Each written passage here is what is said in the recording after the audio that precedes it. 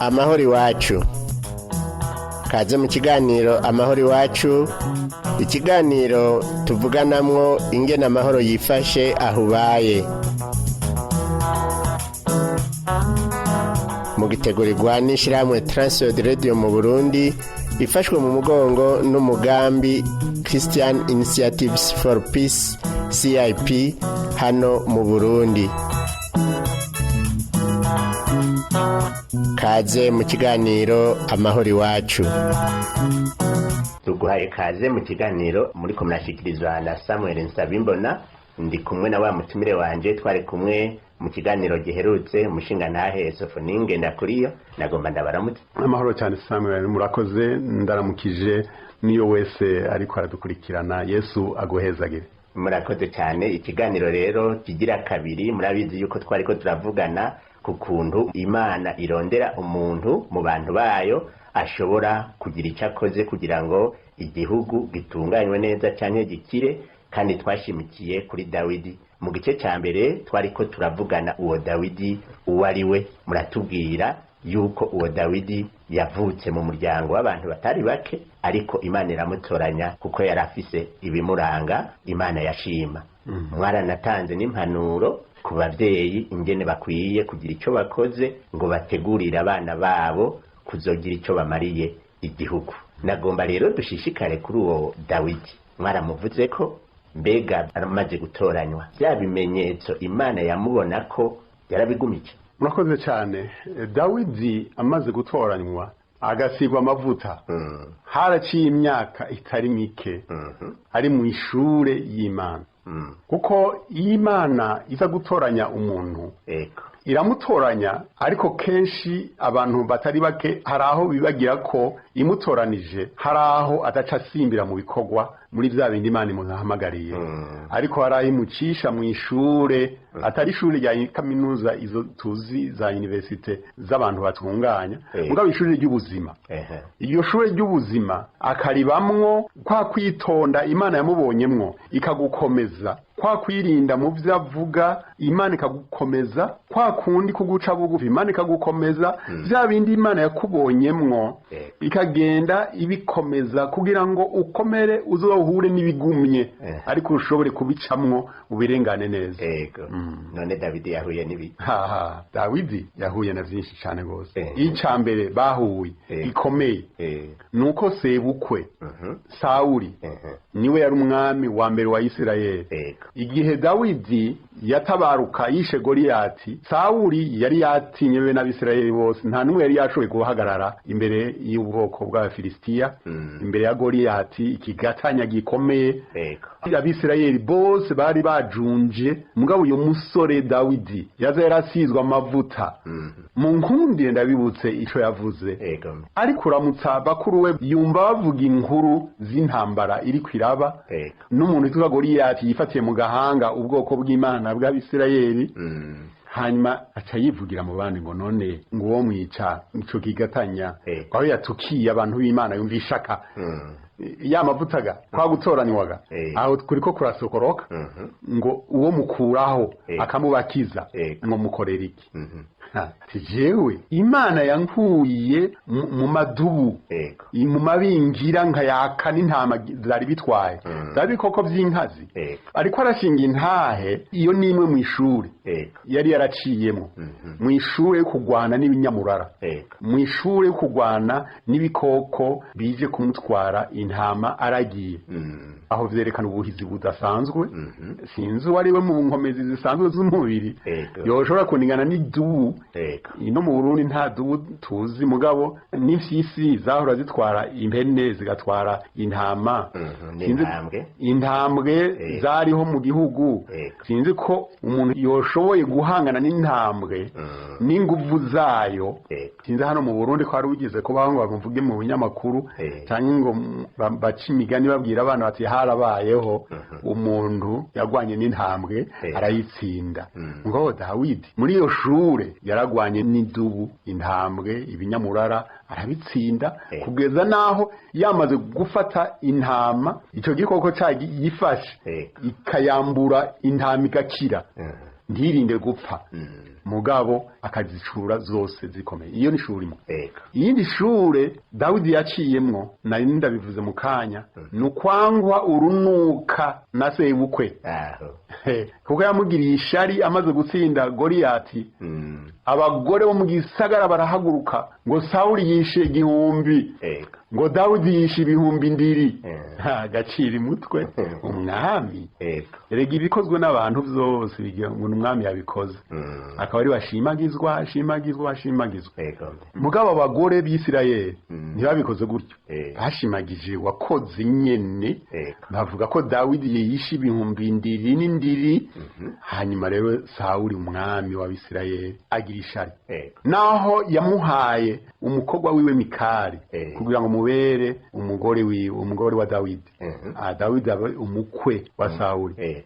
Sawuli yahindukiye kuba ari wahiga umukwe wiwe Dawidi. Iyo ni shuri nayo kwangwa ukarondera kwicwa ukaronderwa kwicwa n'uwari kugukingira akakuzigama akakubungabunga kandi ibyo zamaze imyaka itari mike kuko abashakashatsi baravuga yuko Sawuli yoba yamaze imyaka 13 akiri umwami ariko Imana yaramukuye kwa maboko.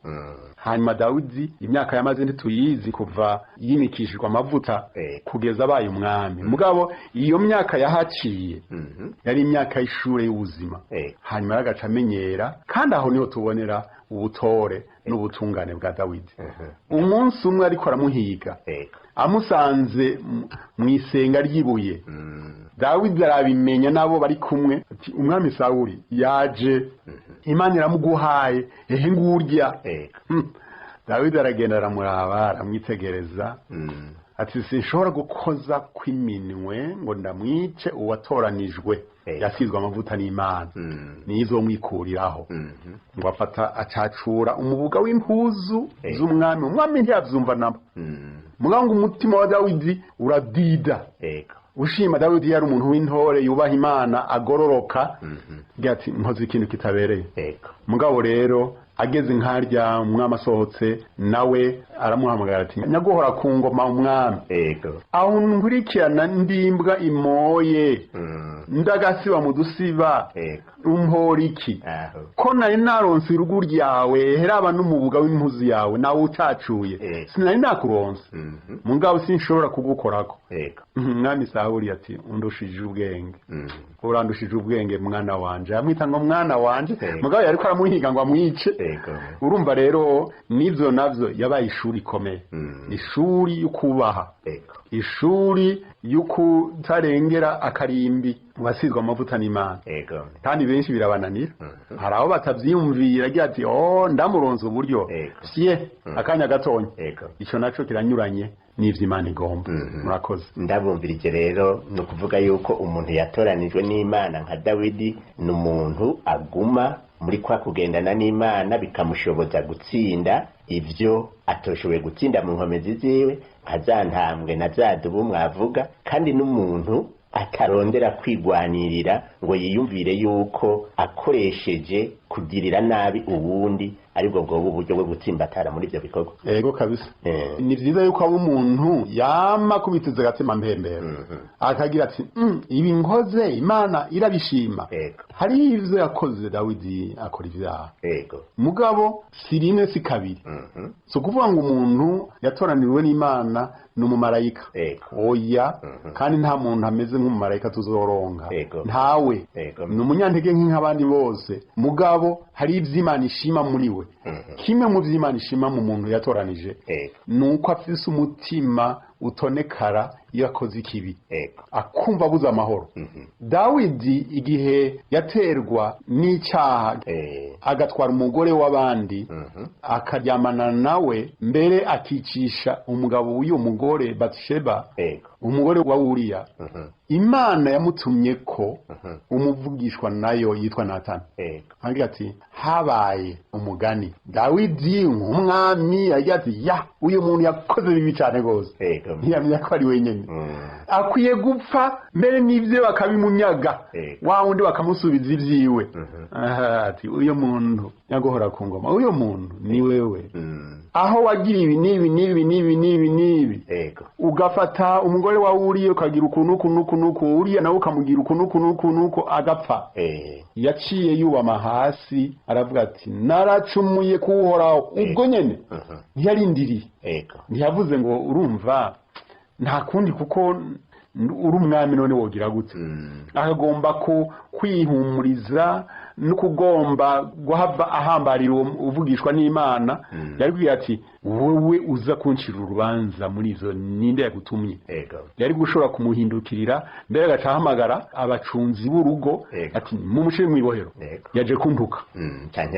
canke mu mwici ariko Dawidi oya muri iryo banga ntangere acaca bugufi ari kumwe n'uwuvugishwa n'Imana hanyuma Imana iravuga iti ko wagize uko hariho ibi n'ibi ariko ko wihannye nzobigabanya nzokora iki gusa Imana ni nyabuntu kandi yabandanije igumana na Dawidi Imana igo mu mutima utonekara umutima woroshe atari umutima nk'ibuye umutima wihana umutima wisubirako umutima umenya uti nakosheje akiyagiriza icyaha yakoze hanyuma akakivamwo ntagisubire kandi Dawidi nta bindi tubona yasubiye kandi yabandanije agendana n'Imana uwatoranijwe rero n'Imana gukora ibikorwa byo gutabara arashobora guhura n'ibibazo kandi arashobora no kugwa mu binyuranye n'Imana yamutoranirije cyane gose reka dugaruke gatonya ku muntu yitwa Mose yatoranijwe n'Imana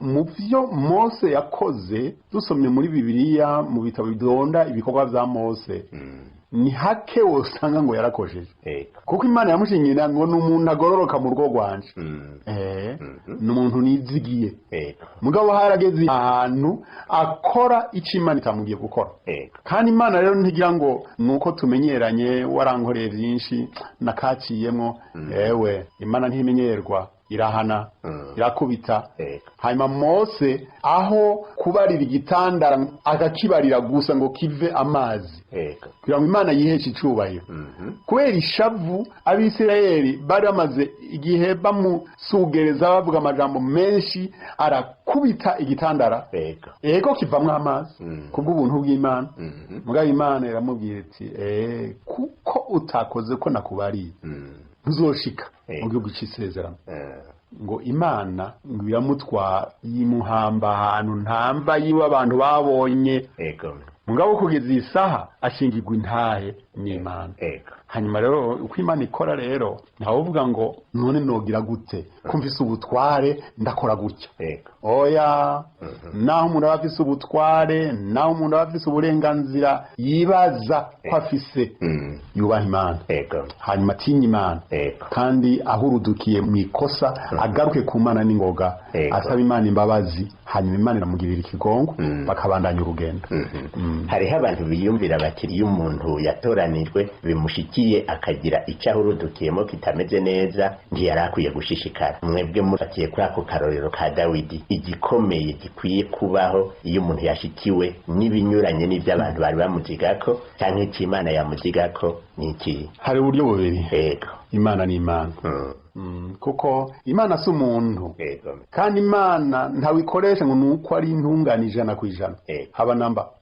mugabo ndabisubiremwo naho wosoma mu gitabo cy'ibyakozwe n'intumwa igice ca 13 ku murongo wa 22 ivuga kuri Sawuli ngo Imana imukuye yahagurukiriza abisirayeli Dawidi kuba umwami wabo imushingira intahe iti mbonye Dawidi mwene Isayi umuntu ameze nk'uko umutima wanje ugomba azokora ivyo ngomba byose Imana yari yamutoranije yoyo Imana ibona ivyubu n'ivyahise n'vyakazoza yari ibona n'intege nke ziwe n'inkomezi ziwe ariko iravuga iti azokora ivyo ngomba vyose kandi uravye mu buzima bwiwe yagiye akora ivyo Imana igomba igihe atiriganye yarihanye aragaruka Imana ibandanya kumukoresha nukuvuga rero ku abantu n'abantu hari amategeko bashinga mbere kenshi ayo bayashinga